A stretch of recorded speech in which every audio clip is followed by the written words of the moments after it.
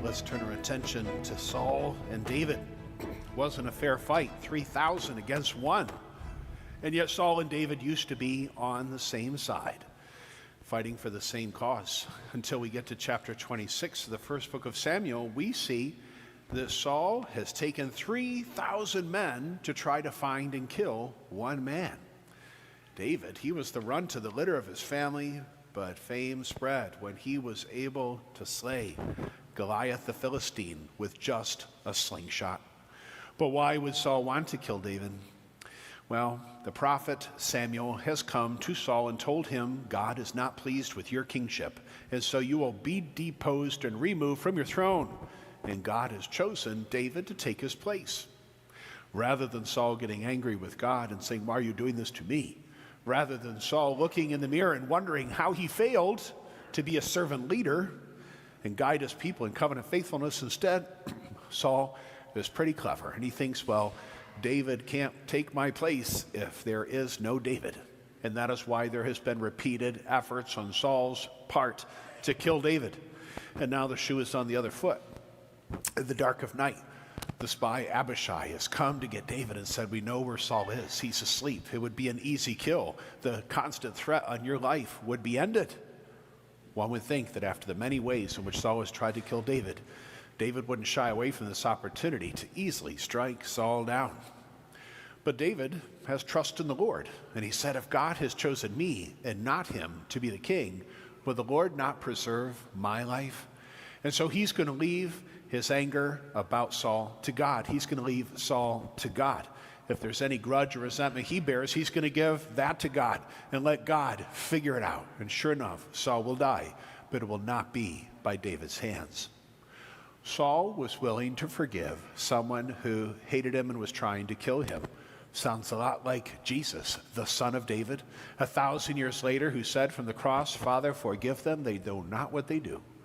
Jesus, willing to forgive even the tormentors and persecutors that nailed him to that cross. And we have countless examples throughout the Christian centuries of martyrs for the faith who just before they took their last breath, they forgave those who were going to kill them because of their Christian belief.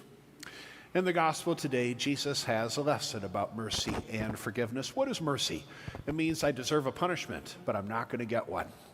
In the Old Testament, they were punished. They did the crime, they did the time. The same God chose a new strategy when he saw that that wasn't a deterrent to keep his people from sinning against him. And so that same God then decided, I'll send my own son. He will take on himself the penalty for their offenses. He paid the debt. We can't pay it back. We can't afford it. We continue to rack up more debt against it. And yet the Lord in his mercy continues to love us and forgive us with reckless abandon.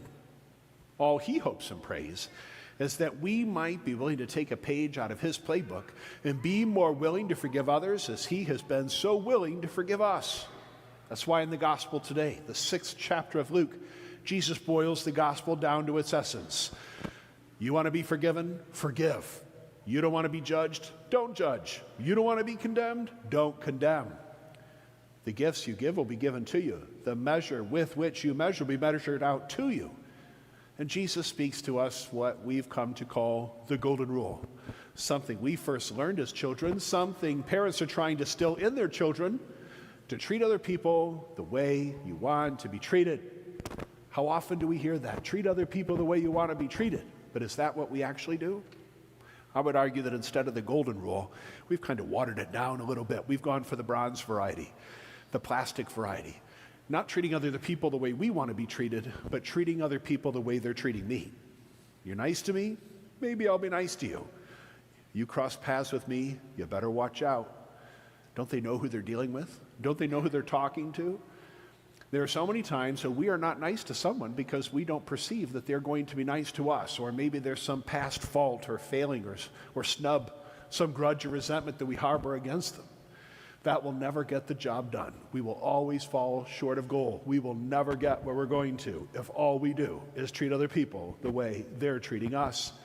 Jesus, instead, who told us we should bless our enemies and pray for our persecutors, he didn't want to just go to the golden rule. He wanted to have the platinum variety. What is that? To treat other people the way God has treated us in Christ.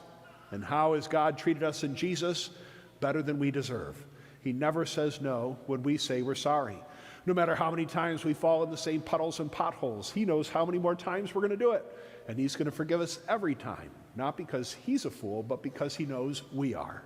But he loves us anyway, and he loves us always, and he loves us in all ways, and he always will. The challenge for us then, to treat other people the way God treated us in Christ, means that as he freely and frequently forgets and forgives the wrongs we've done, he thinks we ought to be doing that to each other. And for all the buildup of plaque in our marriages, and our homes, and our hearts, and our families, and our schools, and our workplace, and our world, he's come to drain it all out, right at the foot of the cross, where the blood and water of the ocean of mercy washes it away, washes us clean, and renews our ability to love one another as God has loved us in Christ. And so let us accept that challenge to forgive as we've been forgiven, whether we think someone deserves it or not, because he never had to ask himself that question before forgiving us.